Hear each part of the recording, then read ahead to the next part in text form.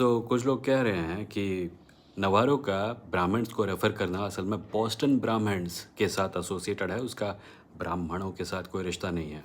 So I honestly have never heard something as effing stupid as this. Navarro quite possibly has never heard of the Boston Brahmins. Yes, Boston Brahmins phrase का इस्तेमाल किया जाता था turn off the century में, पर it is far more likely that Navarro का ब्राह्मण शब्द का इस्तेमाल करना is because of the people around him who have used the word Brahmin and talked about caste and he has assimilated that into his conversation about India and whatever is happening here. Do I think Navarro is a good person to listen to in the context of caste? No. Do I think Donald Trump is anti-caste? No. They're chomus. The point is, he was using the word Brahmin because he was actually referring to the caste system. You may disagree with what he says, you may agree with what he says.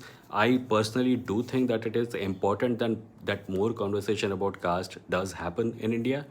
ये video मैं सिर्फ इसलिए बना रहा हूँ क्योंकि ये जो बॉस्टन ब्राह्मण्स वाला एंगल है ये कम्प्लीटली बकवास है and it is sad to see people fall for this utterly transparent nonsense. You might as well claim that when people are talking about white supremacism, they're talking about white walls. They're not.